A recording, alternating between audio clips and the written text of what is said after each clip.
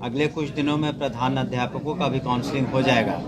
उसके बाद हम लोग पॉलिसी बना रहे हैं और कि किन स्कूलों में प्रधान अध्यापकों प्रधान शिक्षकों को हम लोग पोस्ट करेंगे ताकि पढ़ाई का स्तर और बेहतर हो सके, और उनके स्थानांतरण के संबंध में भी हम लोग उनकी भी राय निश्चित रूप से मांगेंगे।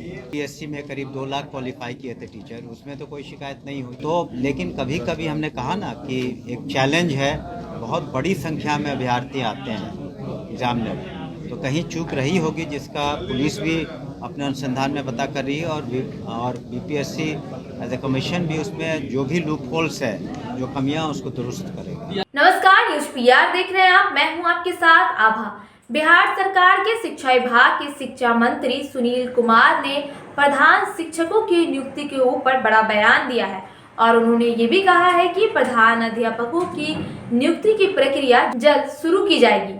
उन्होंने कहा है कि प्रधान शिक्षकों की नियुक्ति की काउंसलिंग की प्रक्रिया पूरी की जा चुकी है और अब प्रधान शिक्षकों की नियुक्ति की प्रक्रिया शुरू की जाएगी।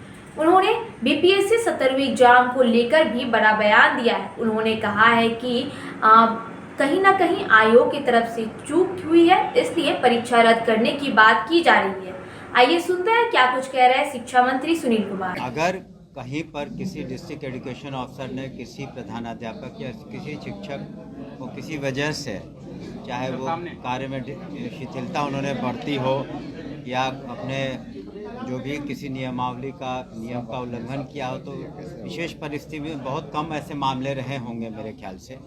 लेकिन जहाँ तक प्रधान अध्यापक का और प्रधान शिक्षक का प्रश्न आपने पढ़ा होगा अखबारों के माध्यम से कि हम लोगों ने बीपीएससी के थ्रू परीक्षा कराई और प्रधान शिक्षकों का कमोबेश अभी उनका काउंसलिंग हो गया है।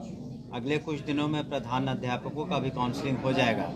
उसके बाद हम लोग पॉलिसी बना रहे हैं और कि किन स्कूलों में प्रधान अध्यापकों प्रधान शिक्षकों को हम लोग पोस्ट करेंगे ताकि पढ़ाई का स्तर और बेहतर हो सके, और उनके स्थानांतरण के संबंध में भी हम लोग उनकी भी राय निश्चित रूप से मांगेंगे और यथासंभव हम लोग कोशिश करेंगे कि अच्छे प्रधान अध्यापक, और जो बच जाते हैं कुछ स्कूल फिर भी, तो उसमें हम उसके बारे में हम लोग अलग से निर्णय लेंगे। सर, बीपीएससी आजकल विवादों में आपको पता है कि इससे शिक्षा विभाग बीपीएससी की अगर बात करें, शिक्षा जगत की बदनामी हो रही है।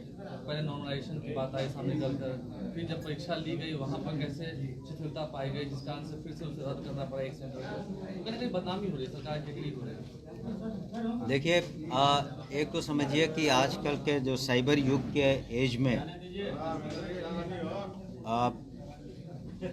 एक सिक्योरिटी मैंडेट को, और सिक्योरिटी जो है परीक्षा से संबंधित, वो मेंटेन करना बहुत आसान नहीं होता है, क्योंकि बहुत चीज़ जो कंप्यूटराइज्ड है और जो इसमें गिरोह शामिल था, कई उसमें पकड़े भी गए हैं। और कोशिश रही है बीपीएससी की भी कि उनके जैसे अध्यक्ष ने भी हाल में प्रेस कॉन्फ्रेंस करके बताया कि अच्छे से परीक्षा हो, लेकिन कई बार उसमें कमी रह जाती है, जिस कारण से इस तरह की घटनाएं होती हैं। लेकिन निश्चित रूप से उसके बाद विधि सम्मत कार्रवाई, एफआईआर, और जो इसके लिए दोषी हैं उनका कार्रवाई होती है। आपको बताना चाहेंगे कि जो सक्षमता परीक्षाएं हुई इसके पूर्व में, इसमें करीब 2.5 लाख शिक्षक क्वालिफाई कर चुके हैं, या करीब 2 लाख बीपीएससी के शिक्षक जो परीक्षाओं में उत्तीर्ण हुए हैं, उसमें कहीं भी कोई शिकायत नहीं मिली है। लेकिन यदा कदा ऐसी बात हुई है तो निश्चित रूप से उसके लिए बीपीएससी जो उचित कदम उठाएगा और उठा भी रहा है, ताकि भविष्य में इस तरह की पुनरावृत्ति नहीं हो।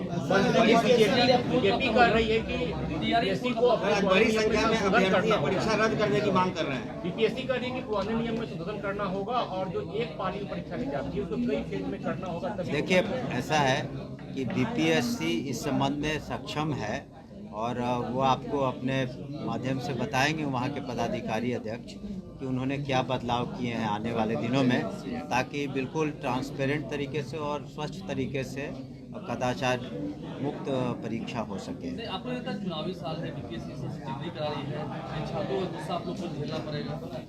देखिए, हमने तो उदाहरण भी दिया कि करीब 2.5 लाख सक्षमता पास कर चुके हैं जो परीक्षार्थी, जो सक्षमता परीक्षा जो नियोजित शिक्षक पास कर चुके हैं, या बीपीएससी में करीब 2 लाख क्वालिफाई किए थे टीचर, उसमें तो कोई शिकायत नहीं हुई।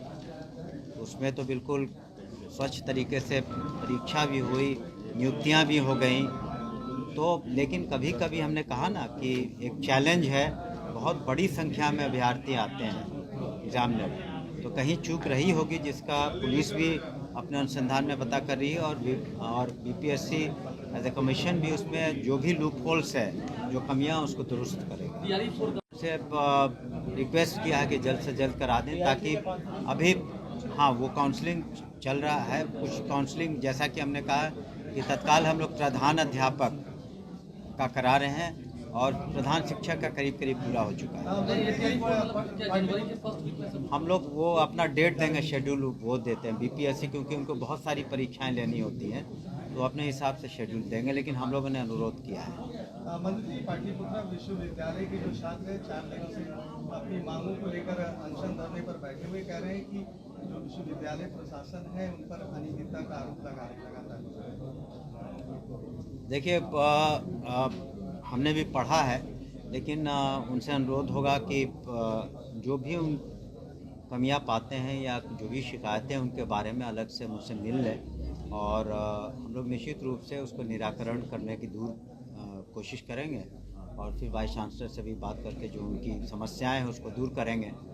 आपने देखा होगा हाल में पटना यूनिवर्सिटी में भी कुछ समस्याएं थी, तो माननीय राज्यपाल महोदय ने भी इंटरवीन किया, हमने भी इंटरवीन किया, और वो समस्या दूर हुई। तो निश्चित रूप से कुछ शिकायतें हैं, समस्याएं हैं, तो उसको हम लोग आने वाले समय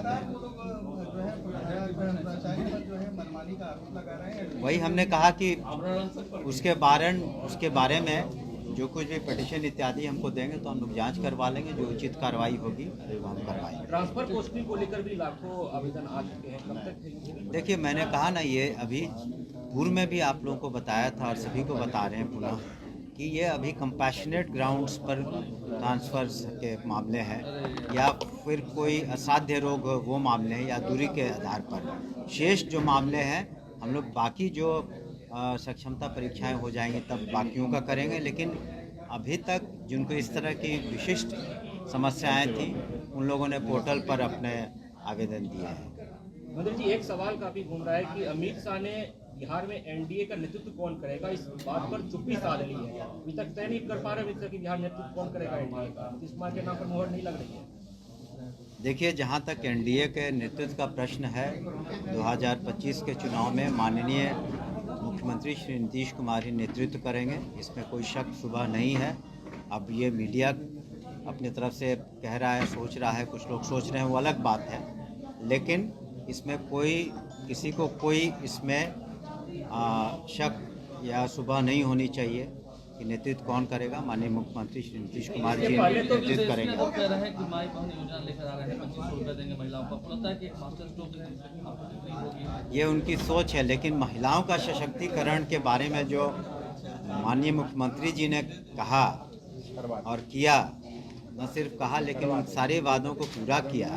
आज जो जीविका दीदियां हैं 1,40,00,000 से ज़्यादा जिनको सशक्त किया, जो करीब 50% जो गर्ल्स स्टूडेंट्स हैं स्कूल्स कॉलेजेस जा रहे हैं, साइकिल योजना, पोशाक योजना या प्रोत्साहन योजना, महिला उद्यमी योजना, जो भी महिलाओं के लिए हो सकता है वो कर रहे हैं। और फिर जो अगर कुछ दिनों में वो प्रगति यात्रा पर निकलने वाले हैं, और देखेंगे कि महिलाओं के सशक्तिकरण में और क्या कुछ किया जा सकता है, उसको वो निश्चित रूप से करेंगे। इसके पहले महिला संवाद यात्रा की बात हुई थी, क्या महिला संवाद यात्रा होगी या नहीं होगी? नहीं, महिलाओं से तो मुलाकात निश्चित रूप से यात्रा में होगी।